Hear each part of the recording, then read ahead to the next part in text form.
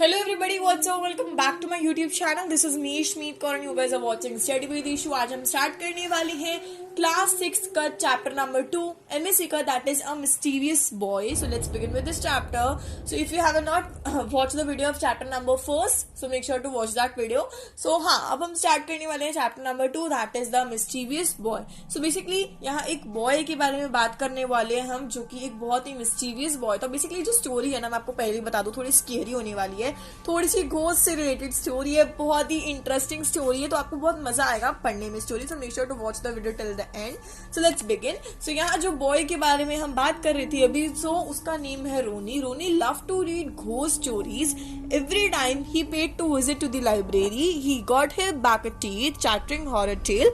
अब उसको ना घोस्ट की बेसिकली जो स्टोरी होती है, भूतों की स्टोरीज जानने में, भूतों की कहानियां जानने में उसको बहुत इंटरेस्ट है. उसको बहुत मजा आता है स्टोरीज वगैरह रीड करने में, और लाइब्रेरी जाना हो उसको स्टोरीज रीड करना. बेसिकली घोस्ट की स्टोरीज उसको ज्यादा मजा आता है. Basically he was 10-year-old boy. His parents Neha and Rahul. अब जो बॉय है, बेसिकली जो रोनी है, उसके पेरेंट्स का नाम है नेहा और Rahul. Had learn to recognise the science now. The days on which the slim boys Cocker's spaniel eyes shone brighter than ever, and his brown wavy hair seemed to have a moment of their own. So now यहाँ रोनी के बारे में describe करा गया कि उसके hairs कैसे से हैं. उसके हेयर्स थोड़े ब्राउन और वेवी हैवी हैं. बेसिकली यहाँ फोटो देख सकते हो. सो नाउ उसकी जो पेरेंट्स का नाम है वो नेहा एंड राहुल है. वो 10 years old है. उसको बेसिकली घोस्ट की स्टोरीज पढ़ना, कहानियां सुनना वगैरह बहुत ज्यादा उसको इंटरेस्ट है इन सब चीजों में. अभी तक तो हमारी इंट्रोडक्शन चल रहा था, भाई रोनी कौन है, रोनी का हॉबीज के बारे में हमने सब कुछ क्लियर करा. Now we will going to start the story. ठीक है, बेसिकली अब हम स्टोरी पढ़ने वाले कि रोनी के साथ ऐसा क्या इंसिडेंट हुआ. ठीक है, सो लेट्स बिगिन. सो देखो, one day Ronnie's friends Vikas asked him over to his house after school. अब एक रोनी का फ्रेंड है जो कि विकास है, जिसका नेम है विकास. उसने रोनी को कहा कि तुम स्कूल के बाद एक दिन मेरे घर पे आओ. So now Ronnie's mothers and father said that he could go, but they told him they could come back before the dark. अब रोनी ने परमिशन ली अपने पेरेंट्स से, जो कि नेहा और राहुल है. अपने पेरेंट्स से बोला कि मम्मा पापा मुझे विकास के घर जाना है. स्कूल के आने के बाद, स्कूल ओवर होने के बाद मैं विकास के घर जाऊंगा. सो हाँ, तो जा सकता हूँ. तो उनके पेरेंट्स ने कहा कि तुम जा सकते हो, but you should come back before the Dark. Dark मतलब अंधेरा होने से पहले तुम्हें वापस आ जाना. यू नो, पेरेंट्स होते हैं ना, मतलब हम यूजुअली सब हम अपने पेरेंट्स से पूछते हैं कि हम यहाँ चल जाए, तो वो तुम्हें क्या बोलते हैं कि भाई अंधेरा होने से पहले आ जाना. इसका मतलब उनके दिमाग में कुछ होगा, मतलब हाँ उनको ये चीज होगा कि हाँ भाई अंधेरा होने से पहले हमारा बच्चा आ जाए घर वापस, है ना. तो उनके पेरेंट्स को भी एज इट इज सेम था. So now remember now said his dad you will have to walk through home through the park. अब उसके रोनी के पापा ने कहा कि तुम्हें याद रखना है कि तुम्हें जो आना है वो पार्क के रास्ते से आना है. Something about the park. Promising he had leave early, Roni set off his friend's house.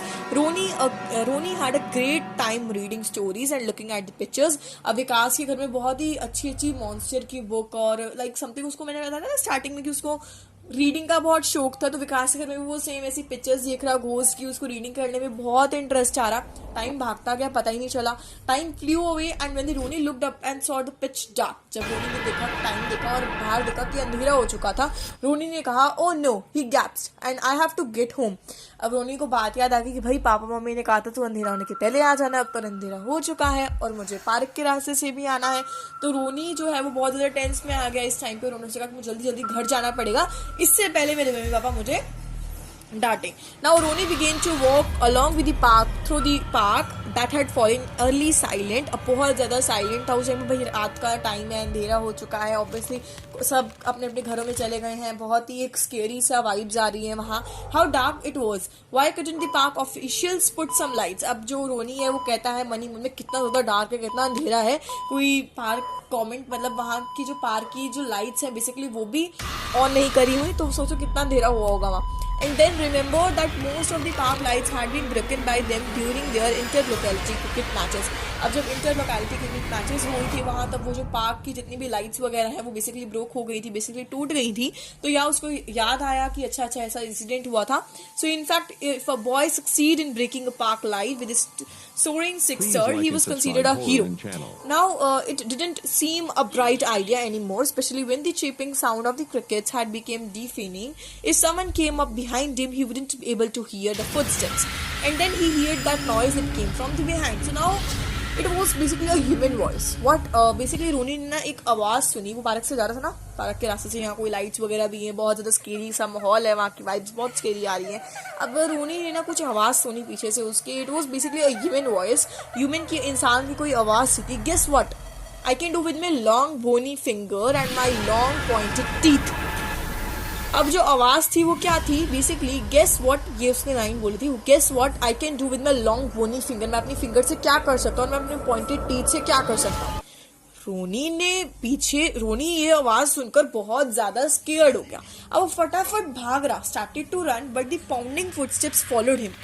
उसने जब ये सुना ना कि मेरे टीथ क्या कर सकते हैं, कोई आवाज पीछे से, उसको बहुत डर लग गया. भाई डर तो आपको भी लग रहा होगा इस टाइम क्या हो गया स्टोरी में. इवन मुझे भी डर लग रहा था. देखते आगे स्टोरी में क्या होने वाला. रोनी फटाफट से भाग रहा, इतनी तेज तेज थे वो, भागी जा रहा. एंड उसको ये भी सुनाई दिया कि जो फुट स्टेप्स हैं, मतलब जिसने लाइन बोली थी वो ह्यूमन वॉइस जो भी, वो उसके पीछे पीछे उसको फॉलो कर रहे हैं. एंड यहाँ माहौल जो है वो बहुत ही ज्यादा स्केरी होता जा रहा है, बहुत ही डरावना बेसिकली माहौल बनता जा रहा है. वाइब्स बहुत ही स्केरी. और यहाँ रोनी बहुत ही ज्यादा डर जाता है, जैसे आप इस टाइम डर रहे हो. Who is there? But all the heard was the voice saying, "Guess what I can do with my long bony fingers." अब नाउ रोनी ने फिर से बोला कौन है वहां, तो फिर से वही वॉइस आएगी, मैं क्या कर सकता हूँ अपनी बोनी फिंगर से और लॉन्ग पॉइंटेड टीथ से. अब जो रोनी है वो फिर से भागना शुरू हो गया. The footstep follow him behind. Ronnie फिर से भागता है. वो फुट स्टेप्स हैं जो भी आवाजें आ रही थी चलने की, वो फिर से पीछे आनी शुरू हो गई रोनी के. Once more he stopped and asked who is there. फिर से रोनी ने पूछा कि कौन है वहां.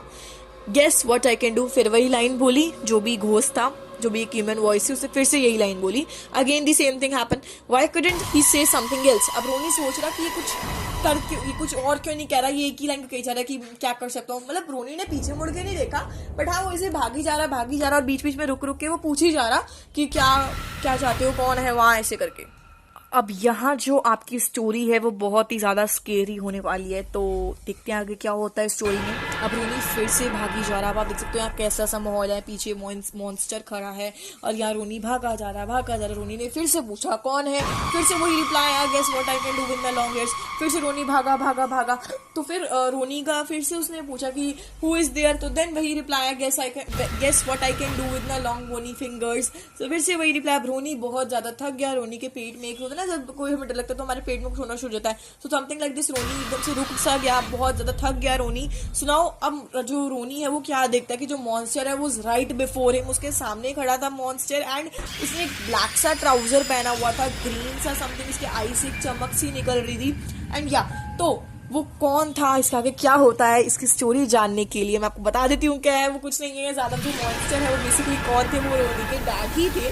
तो यार ये एक फनी सी स्टोरी थी बेसिकली. तो जो जितना भी आपको डर लग रहा होगा एकदम से फनी वाला माहौल बन गया, क्योंकि जो मॉन्स्टर थे वो और कोई नहीं, वो रोनी के डैड थे. Basically it was his father. And Ronnie did I not tell you came to. अब रोनी के फादर ने कहा कि मैंने तुम्हें कहा था कि रोनी जल्दी घर आ जाना, डार्क होने से पहले, अंधेरा होने से पहले. तुम आए नहीं, ठीक है.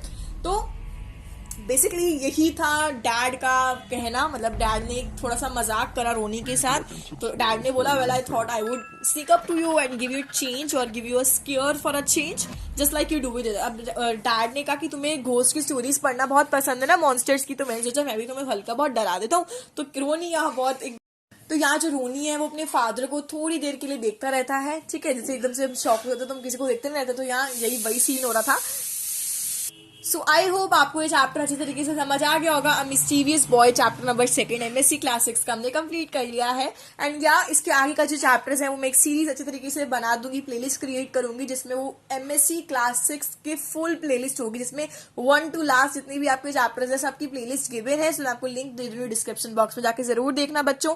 If you have any doubt, any query, let me the comment section right now. Don't be shy. If you want exercise, आपको कोई क्वेश्चन समझ नहीं आया, कोई वर्ड समझ नहीं आया, so I will definitely reply your comments. I will sure to reply your comments. I will definitely reply your comments. तो please comment section में जरूर लिखना. समझ आई वीडियो तो भी जरूर लिखना. और हाँ, वीडियो को लाइक करके जाना, मुझे पता चलेगा इतने बच्चों को वीडियो समझ आई. एंड या you should have to subscribe the channel, because इतनी मेहनत लगती है वीडियो बनाने में, तो आप एक सब्सक्राइब तो कर ही सकते हो बहुत ही बढ़िया लेक्चर्स और वीडियोस के लिए. ओके बच्चों, bye bye for now. Meet you the next video. Bye bye for now.